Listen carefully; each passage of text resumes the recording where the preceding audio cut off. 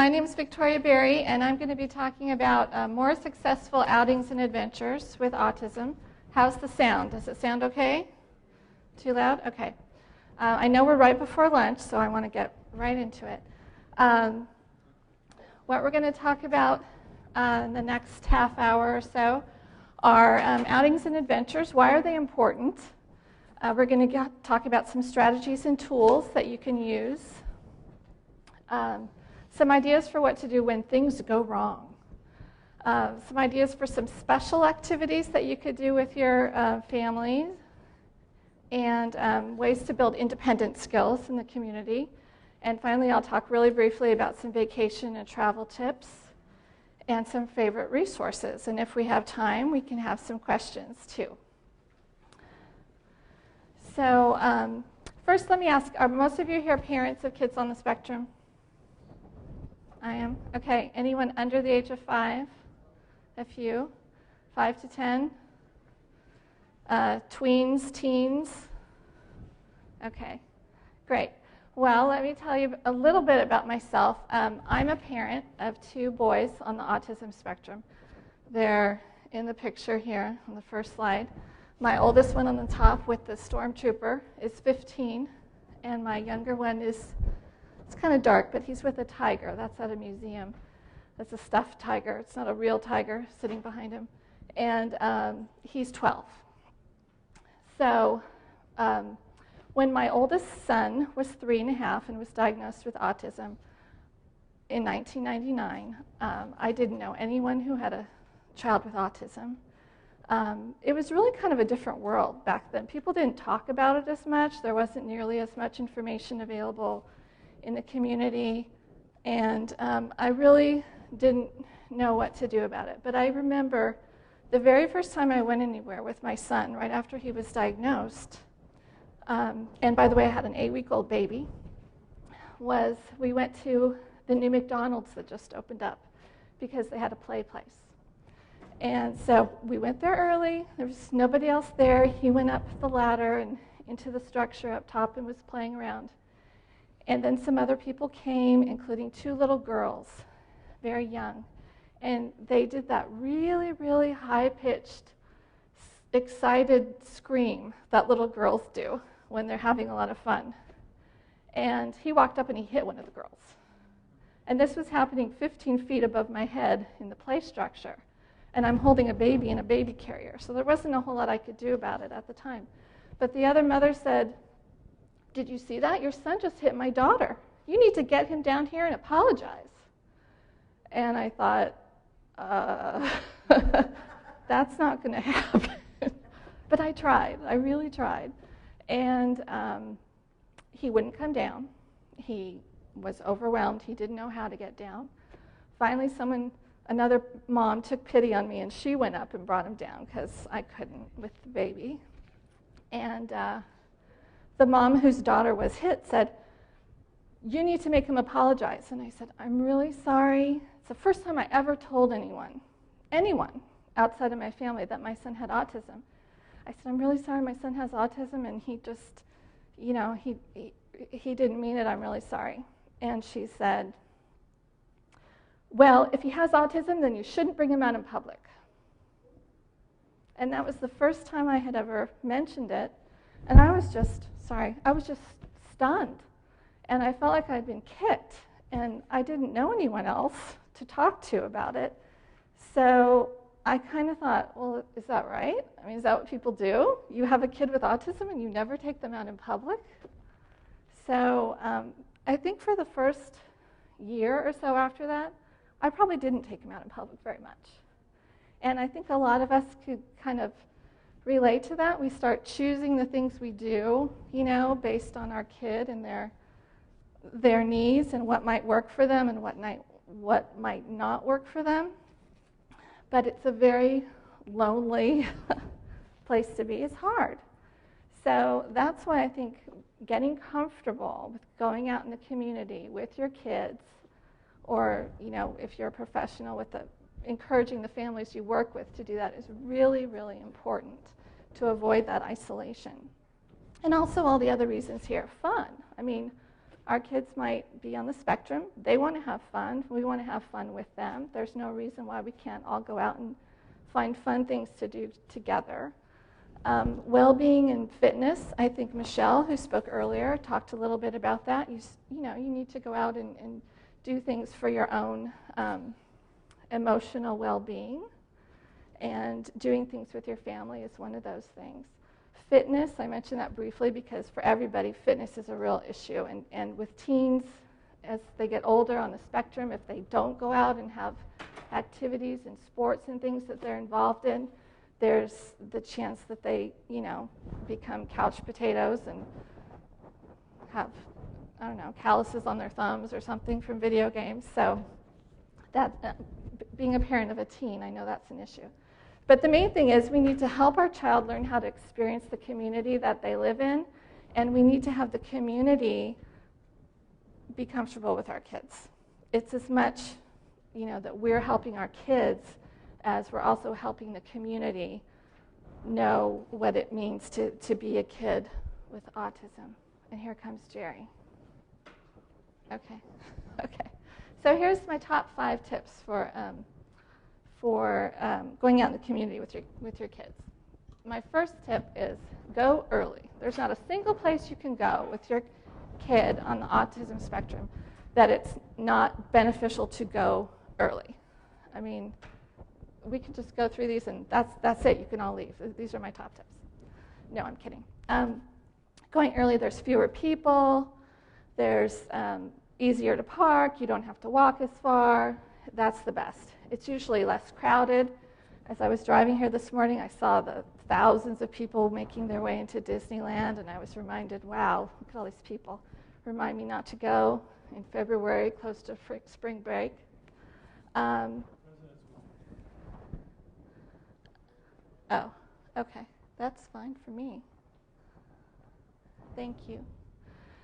Ask for accommodations. And what I mean by that is if you go somewhere and there's something that might help your child when you're somewhere, like if you go to a restaurant and you're going early, right? You're going early to the restaurant, and they might have one area set up over here, but there's already some people there and you'd prefer to sit where it's quieter. Just ask. I mean, it's always a good idea to ask for accommodations. You can also ask for accommodations when you're traveling. You can ask when you go to Disneyland. You can ask for accommodations, and we'll get more into that. Don't stay really long, or don't plan in your mind to stay very long. Like, okay, we're going to go to Disneyland. We'll get there at 10, and we'll stay till the fireworks. And no, that probably doesn't work very well for most of us. I find that experiencing things, especially new things, in very small, concise packages works a lot better. And it's all about the expectations. And then have a plan B. When you go somewhere, have a plan in your mind. If this just really doesn't work out and we need to leave early, maybe think about traveling in separate cars when you go somewhere. Or if you're going to go somewhere with extended family, go, tell them ahead of time, we might need to leave early. I don't want you to feel that you have to leave with us. That's always a good plan, to have a plan B or C or D in place. And finally, practice. I talk to a lot of parents who say, well, we tried going to, Chuck E. Cheese once, and it was totally overwhelming for my child, and I'll never do it again. Well, okay, then you'll never do it again, but it won't really help your child get to go to that birthday party that they're invited to next month if you never practice it ahead of time. I took a martial arts class once, and I'm not very good at martial arts because I don't practice. So our kids need to practice too. So that's one of the strategies here is design in your mind some practice outings just to work on specific things out in the community with your child. And I'll give some examples. You can work on behavioral strategies when you're on these practice outings, and you can have some visual strategies to use. You're going to have to do some planning ahead of time. You might have a map, and you might have a written list for your child of what you're going to do, all these strategy things. And for practice outings, it's always a good idea to have them be very short, be very specific, and to be close by where you live, because you might have to leave early. Or it's meant to be just a short thing. And you'll always want to have your survival kit with you. That's what I call it. So what's a survival kit? Well, for me, this was my survival kit. I had this in my car. It was a little string backpack that I got at a conference, very much like this. And what you have in it will be different depending on your child, but what I usually had was something to eat, like a juice box or some water, a little snack like a granola bar or a balance bar or an apple or raisins. Those keep. Little doodads that they can play with. If you're somewhere and you have to wait, you can start pulling these things out of your bag. And a lot of these little doodads are available in the exhibit hall right next door. I saw some fun little toys to keep. And I would only keep these in here, and my kids only saw them when we were out and they needed something out of what I called my survival kit. I also recommend that you have a pair of those ear protectors, and they also have those next door. I didn't bring my pair because they're in my car. But I mean, my kids are old, and I still have those in my car because sometimes we're at places where they're really useful. And other things like token boards, we'll talk more about this, reinforcers, and of course technology, which might be a DS or an iPod or whatever your kid likes to have. So I just keep, except for the technology part, I keep those in my car. They're always there when we need them. So our strategies for our practice outings. Remember, practice outings are just to work on specific skills that have been problematic so that, so our kids can get better at them. And so that we as parents can get better at anticipating these kind of things. So the types of strategies are going to differ depending on if you're taking your kid to a preferred place, a place where they like to go, or a non-preferred place, a place where they don't like to go. For my son, for example, a preferred place was, the McDonald's play place or the park, something like that. A non-preferred place would be the grocery store, or going with me to the library, or going with me on little errands, that aren't really fun, like the dry cleaner. And before we go on our outing, I have in my mind my desired outcome. What are we going to do? What's the goal of this little practice outing? Safety is always number one. If you have a kid who has real safety concerns in the community, that's always something to work on. For one of my kids who didn't talk at all until he was 5, and who still, didn't talk a whole lot until he was 10, one night when he was asleep, I put a Medic Alert ID bracelet on him when he was 3, and it stayed on for 7 years.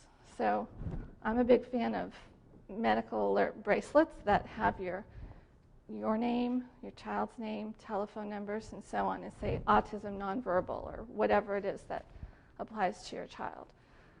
Because even if they can say that thing, say who they are to you, repeat it to you, if they're lost, if there's a lot going on, they may not be able to.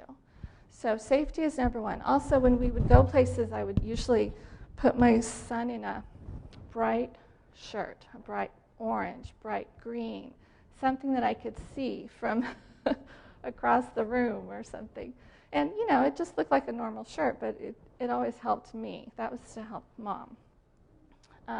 Having fun is a great desired outcome. We just want to go to the park and have fun and leave before there's a problem or a meltdown. Or you might want to take your child somewhere and have them really participate, like a Berrey class. We really would like to work on participation instead of just, running around doing their own thing. Or, for a lot of parents, our only real outcome is we want to get through it without the meltdown, and that's certainly valid. So here's an example of what I would do with my son when he was about 4 or 5, and I was working with him on a very specific thing. We'd pick one, and we'd work on it for a while until he got better at it, and then we'd move on and work on another skill. So the skill for this practice outing, I wanted him to stop playing with the doors. So we had a, oh no, this is for a park. Okay, so the desired outcome was we'd go to the park, we would play together, we'd sit and have a snack, we'd play a little bit more, and then we'd leave without a lot of fireworks and, I want to stay, and that kind of thing. Does anyone relate to that? So I would talk to my son about it before, like on the way there. Okay, we're going to go to the park with the robot, and I'm going to play with you. We're going to play for a while, and then we're going to have a snack. And then after we had the snack, we'd play a little bit more, and then we would talk about, during the snack, we'd talk about what you're going to, you're doing so well. You're doing so well, I like how you're not hitting the other kids. I like how you're taking turns. And when we leave, we'll go by Redbox and I'll get you a DVD. So I would talk to my child about the vision for our outing. And you can use as much detail, as much language as your child is able to, understand. So I think it's important when you go to parks and do things like this that you're really involved with your child on these practice outings. If I just sat and watched him, he might lose interest, he might not be taking turns, but if I stay really involved and I'm with him and I watch him go down the slide and say, wow, that was great, let's do it again. Or, let's give this little girl a chance, will really build up his appropriate play skills. And then you always have to give the warnings, the 10-minute warning, the 5-minute warning. Okay, one more time down the slide, and then we're going to go to Redbox. And then we'll go to Redbox and get the DVD. So the DVD in this case was a reinforcer. And that's, I know there's kind of, some parents say, well, why should I reinforce my child and get them something special just for doing something that they should do anyway? I've had people say that. Well, reinforcers work. That's why we use reinforcers. They work. Like, I have a job, and they pay me money, and that's why I keep going to work. Money is my reinforcer for doing my job, right? So if they didn't pay me, I would stop going to work. And for kids, while we're building up these skills, I think using reinforcers is a really good strategy. Now, here's an example of a practice outing I would do with my younger son when we would go somewhere that he didn't want to be. In this case, the grocery store. That's a non-preferred outing for him. So he was quite young at the time I started doing these with him, about 4. And he would whine, cry, try to get away from me, that kind of thing in the store. So my desired outcome for this outing was he would stay with me, walk next to me. I wouldn't use a cart. He was too big to fit in the cart at the time. So I would just walk and carry the little basket that you hold with your hand, because I'm just getting a couple things. This is just this practice outing. I'm not getting my whole grocery list. I'm buying maybe 2 or 3 things, because we're just practicing and we're keeping it short, what he needs in the store while he gets used to it. And I'm getting him involved in it. I have a little list, or I might have little pictures. We're going to get apples and juice and cookies, and that's it. We're going home. And then while we're shopping, we talk about our list. Oh, here's our list. Look, we need to go find apples, and we'll go get the apples and, keep him really involved in it and use a lot of praise along the way. Oh, you're doing so good. We just need to get the cookies. And we would shop at Ralph's, and they give red balloons, right? So the red balloon was the reinforcer at the end. I like using reinforcers that are free. You don't want to get into the habit of always buying something, because that really sets up that expectation. Well, every time I go to Target, Mommy's going to buy me a Thomas the Tank Engine, and who can do that, right? So we would use free reinforcers whenever possible, or non-food reinforcers. So I would use visual tools with him, like just a little list that I would make, or I would write the word apple, I would draw a picture of an apple. And then when he was successful at the end, great, let's go get your balloon. And we get his balloon, and we go home. Quick, easy. Okay. So that makes it sound really easy. It always works out great. But sometimes it doesn't. So I came up with this other strategy. These don't look very good, but these are these cards that I developed. And when my son had a behavioral program at home, I talked about it with his team, and we decided to try this strategy, and I came up with these. This is a yellow card. It's like soccer. You get the one warning, and then you're out, right? So I call these soccer cards. So I drew a yellow card that says warning, and it shows an unhappy face. And I have another card that says go home. And I would keep these with me everywhere I went. They were in my purse, they were in my emergency kit, and so on. So if we went somewhere that he really wanted to be, for example, the McDonald's play place, he wanted to play, but he had this thing that he would do over and over again. Instead of playing, he wanted to open and close the door. And it was the door between the play place and the dining room. And people are walking through, they're carrying their lunch, they're pushing strollers. You can't have some kid playing with the door, right? Besides, he's supposed to be playing on the slide. So we would go in, he was real little at the time, and I would show him these. And I'd say, we're going to play. No playing with the doors. Play with the doors, you get a warning. Okay? So sure enough, we'd play for a while, and he'd go over and play with the doors. And I would give him his warning, no playing with the doors. That's your warning. And then if he played with the doors one more time, red card. Sorry, no playing with the doors, we're going home. And we would leave. We would leave if we were in the middle of eating. We would leave if we haven't gotten our food yet. We would leave, no matter what. And I think when you use this strategy, you just have to be careful when you use it, where you use it, and you have to be really consistent because it really works. After a couple times, boy, no more playing with the doors. But you have to be prepared to be, really consistent and not say, well, we'll leave after we eat or whatever, right? So that's the warning go home cards. And those were very helpful for my son. Then we used an entirely different strategy when we were at a place where he really didn't want to be. He would, I couldn't use these there because he wants to leave, right? So these won't work. So we would use a token board. And this, I made this myself. It's very well worn, you can see. This is just a foam core board, and it has some Velcro on it. So I made some little Velcro. You can buy these, or I just made them with stickers. I stuck stickers on these little cardboard pieces, and there's some Velcro up here, and then down at the bottom, this one is meant to be the reinforcer.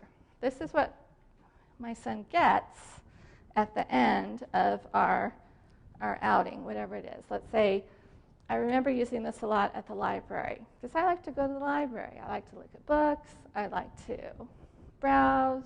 Then we pick a few. I want him to look at a few books and then pick a few, and we leave. Well, he would want to go pick the same book every week and leave.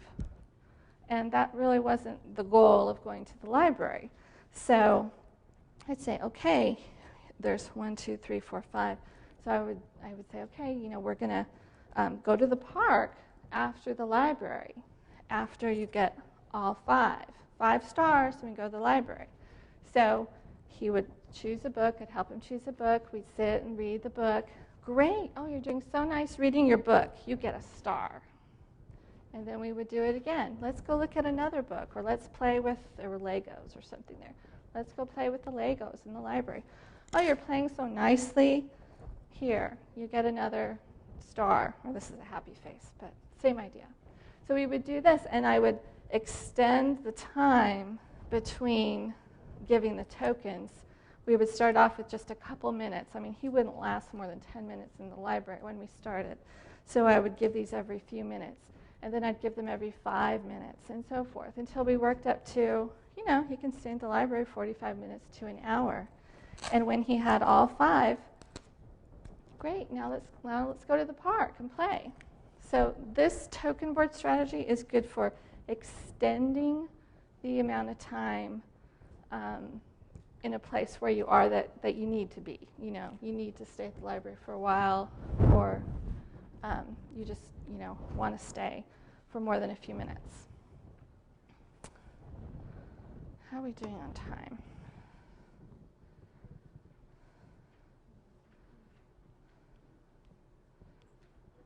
Okay.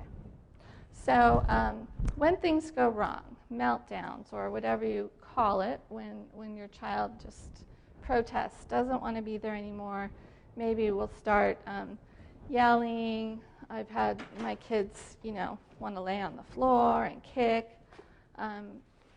You need to kind of decide beforehand what you're going to do if this happens. Are you going to follow through with your strategy of working with the token board or whatever, or you're just going to pack it in and leave? Well, if it's somewhere your child really wants to be, normally, and they're having a meltdown, I would just leave. If it's somewhere where they don't want to be, and they're having the tantrum or meltdown as avoidance behavior, then you might want to stick it out. Say, well, we're not going to leave until we finish whatever's on your agenda. And of course, it all depends on the situation, where you are. Are there people looking at you? Are there people asking you to be quiet?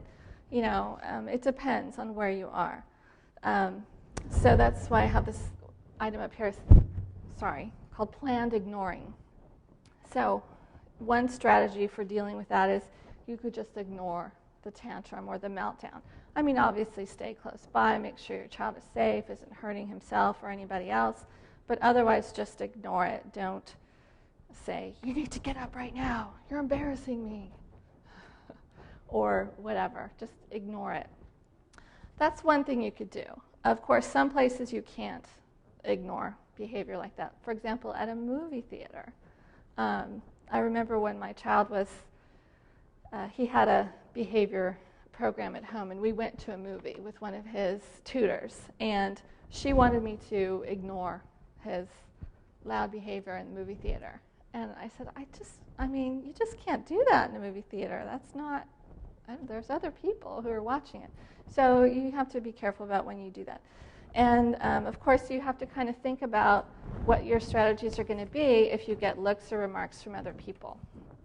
I kind of respond based on the situation.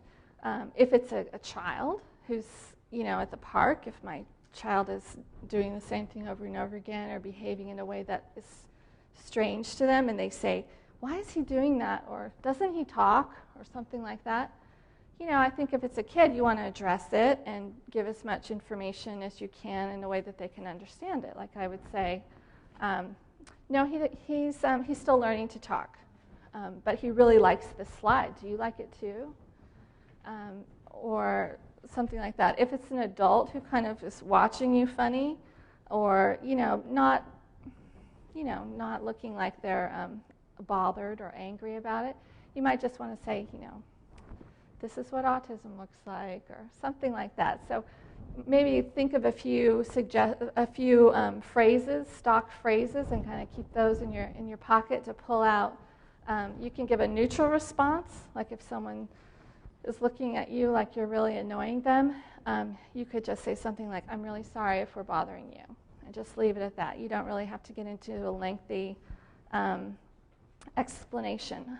It also depends on if you're ever going to see this person again. If it's a stranger in the grocery store and you're never going to see him again, you can just say, I'm really sorry for bothering you. If it's someone who's really showing an interest, you might want to try to educate them a little bit.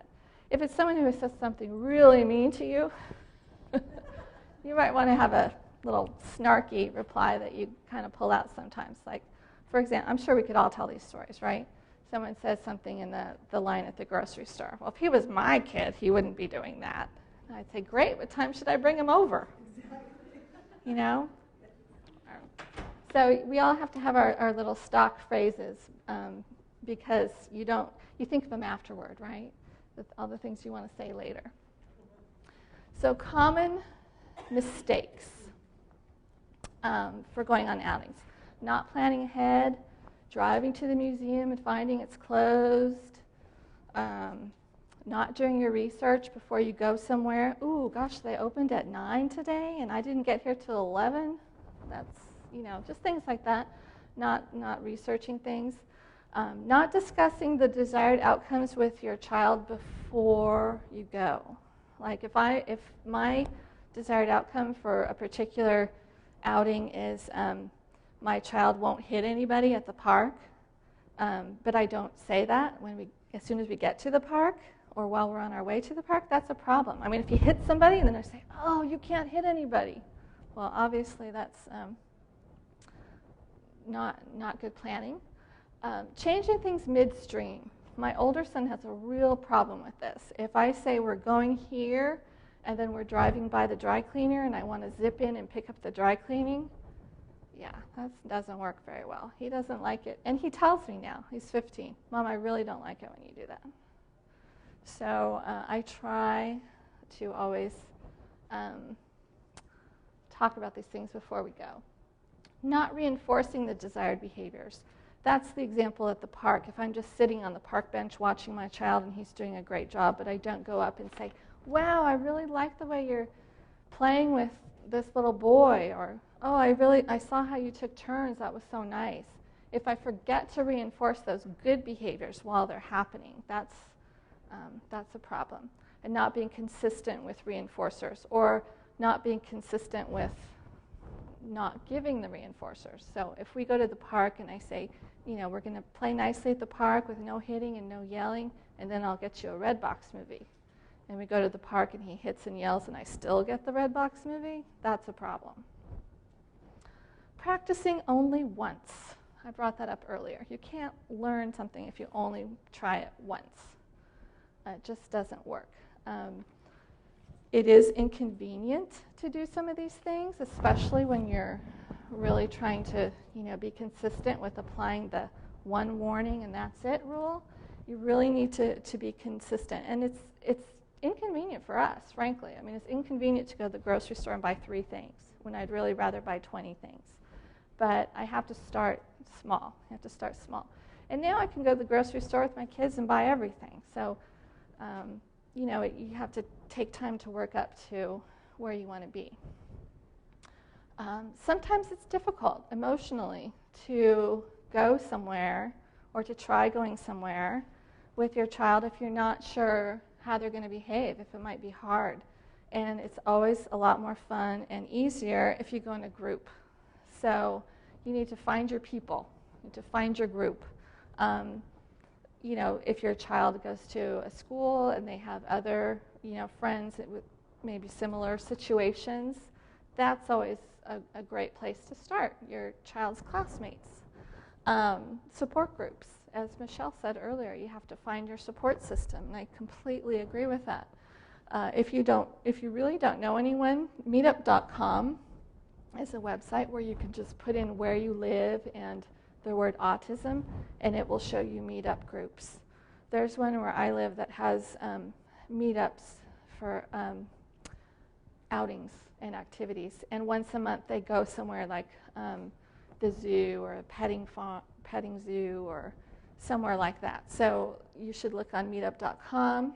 Scouts or Daisies are great clubs for really young kids, and a lot of kids on the spectrum in Scouts and Daisies, a lot, for this very reason, because you need to find your people. And clubs. Older kids have clubs. I've known parents who've gotten their kids involved in pet clubs or reptile clubs, any kind of special interest, especially as kids get older. If you're looking for some really fun activities where there's a built-in support system, built-in group of people who have kids with autism, these are some great suggestions. The Autism Society of America has monthly sensory-friendly movies at various theaters around the country, and there's quite a few here in Southern California. I'm not sure the closest one here, because I live in Los Angeles County, not Orange County. But you can look on their website for the monthly listings. And what that is a movie, regular movie, first run movie, and they're Saturday mornings at 10 a.m., so it's early. And it's, just for people who have any type of sensory need. The lights are not quite as dark. The sound is quite a bit lower. There are no previews. You just go in at 10, boom, the movie starts. And if your kid, talks through it or makes noises or gets up 10 times to go to the bathroom, it's okay. It's wonderful.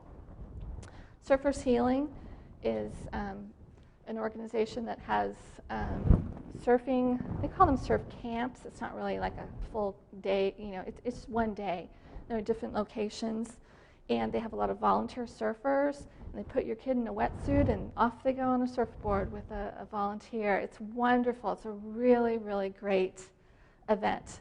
I will tell you, though, sign-ups start in April, and you have to look at their website, find out the sign-up day. Last year it was April 15th at 6 p.m. So you set your alarm on your watch or your iPhone or whatever, and you go on that website at 6 p.m. on that day because they fill up within an hour or two. So you really have to watch for it. But it's free, yeah. They take donations, but yes, it's free. It's a wonderful event. They have some in Orange County, San Diego, Malibu. It's great. Disneyland. Well, we're in Orange County, so those of you who live here might go to Disneyland all the time. But for me, we don't go to Disneyland that often. So we wait for the once-a-year community involvement program. If your child is a regional center consumer,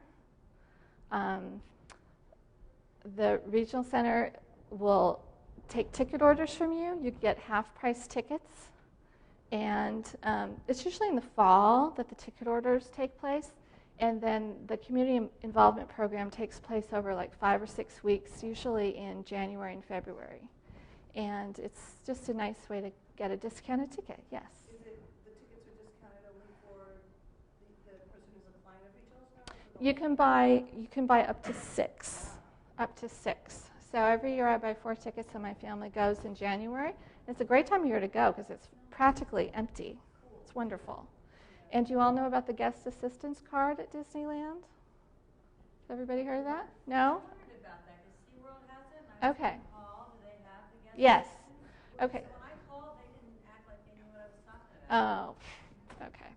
Guest assistance card is when you go to Disneyland or California Adventure, you go to City Hall, which is inside Disneyland, and you take your child with you and you go and you say, I have a family member who has a disability and I'm requesting accommodations for them because they have to comply with the Americans with Disabilities Act.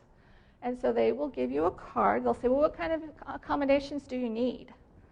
And then for me, for example, I say, well, I have a child with autism and he has difficulty waiting in long lines and he can't stand in one place with a lot of people around him for very long. And they'll say, does he have any physical needs? Does he need a wheelchair or anything? And I say, no. And they say, okay. And they give me a card. They say, how many people in your party? I'll say 4. And they stamp the card.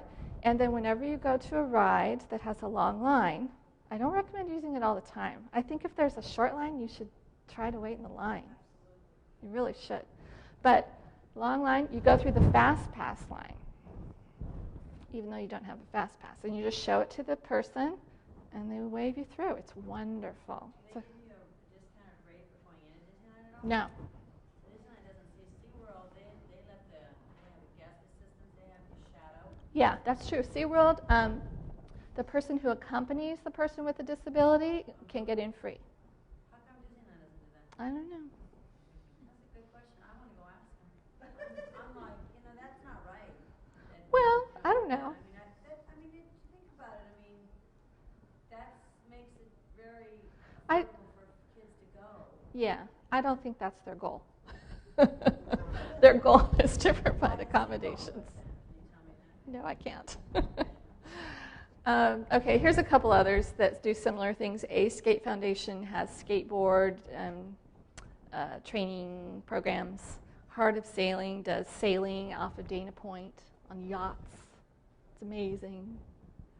Aquarium of the Pacific has autism nights, usually this time of year, like in the spring. Go look on their website and sign up for their emails for all of these organizations, and then you start finding out when these things happen.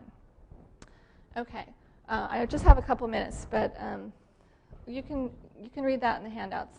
Building independent skills. That's a really important byproduct of all this community outings. You're teaching your kid how to be independent in the community when they're, as much as they're able to, when they're able to.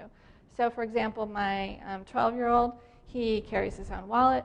He has his own money. I get him gift cards for all his favorite restaurants. When we go to a place like this, he orders by himself. He pays by himself. He takes the tray to the table by himself. He gets his own drink. I mean, the whole thing. And this has happened over a period of time, of course. It doesn't happen all at once. But, trying to build age-appropriate things for your kids is really important. If your kid is at least 7 or 8 and they don't have a watch, get them a watch for their next birthday. If they're 10 or so, get them a wallet. Have them use it. My 12-year-old's better at keeping track of his iPod and his wallet than I am. He's really good at that. Reading a map or looking at Google Maps is a really good skill for learning to navigate the community. Of course, later on, using a phone or texting.